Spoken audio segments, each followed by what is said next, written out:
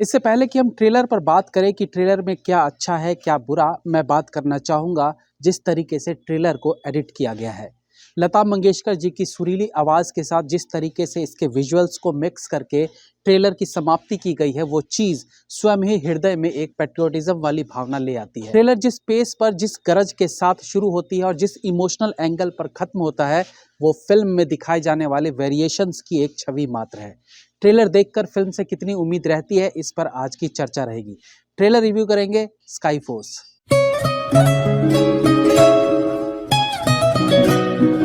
1965 में हुए मिशन सरगोधा पर बेस्ड है ये film. As I always say कि हमारे देश की ही इतनी गाथाएं हैं, इतनी साहसिक और गौरव करने योग्य काम इतिहास में रहे हैं कि केवल उन्हीं कहानियों पर बेस्ड फिल्म बनाएं तो 20 साल तक के लिए कहानियां कम नहीं पड़ेंगी। तो ये फिल्म 1965 की भारत पाकिस्तान के युद्ध के एक पार्ट को दर्शाती है, जिसे इंडियाज डेडलीस्ट एयर स्ट्राइक के नाम से भी जाना जाता है।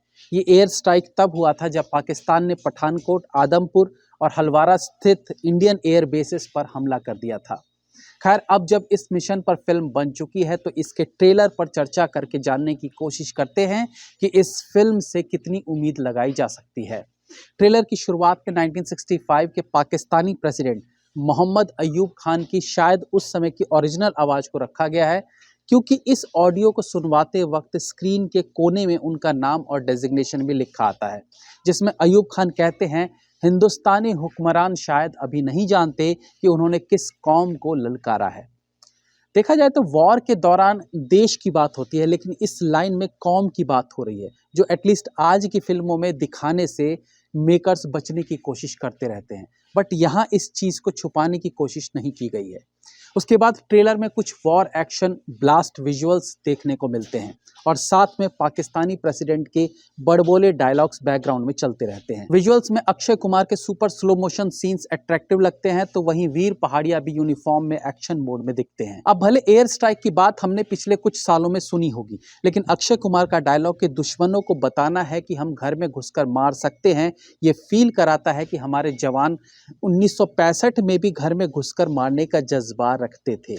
ट्रेलर में एक संवाद है, दूसरा गाल नेता दिखाते हम फौजी नहीं, जिसका अर्थ निश्चित तौर पर आप समझ गए होंगे। कायरो वाली एक पॉपुलर लाइन रही है, कोई एक थप्पड़ मारे तो अपना दूसरा गाल दिखा दो।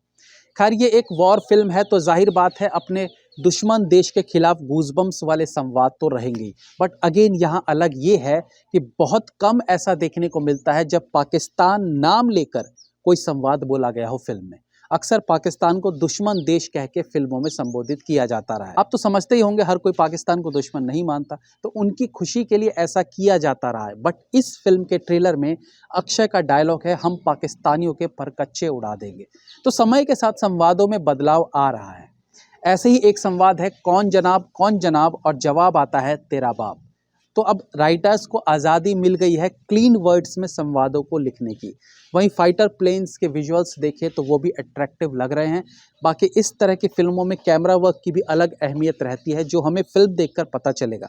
फिलहाल ट्रेलर में कैमरा वर्क प्रभावित कर रहा है। ये कहानी केवल वॉर की नहीं है, बल्कि आई गेस वॉर के बाद एक फौजी को उसका सम्मान दिलाने की भी है। ये फिल्म 1965 के बाद 1995 के आगे की कहानी को भी दर्शाती होगी। सारा अली खान का किरदार भी मीनिंगफुल लग रहा है। सेकेंड हाफ के ट्रेलर का फोकस रहता है लता मंगेशकर जी की आवाज़ में गाया गाना ऐ मेरे वतन के लोगों। बहुत ही खूबसूरती से इस गीत को संवादों के साथ जोड़कर ट्रेलर में दिखाया गया है। ये मैडॉक फिल्म्स द्वारा प्रोड्यूस की गई है, यानी दिनेश विजान द्वारा, जो अपने आप में एक हिट मशीन कहलाते हैं। तो उनके नेतृत्व में बनी इस फिल्म से उम्मीदें बढ़ जाती हैं। बाकी अक्षय कुमार जो यूनिफॉर्म में बेस्ट लगते हैं, पैट्रियोटिक फिल्में जिनकी विशेषता रही है, तो ऐसे में उनसे पूरी उम्मीद रहेगी कि वो एक यादगार परफॉर्मेंस दे जाएंगे। 24 जनवरी को 1965 की एयर स्ट्राइक आप थिएटर्स में देख सकते हैं। Have a nice day.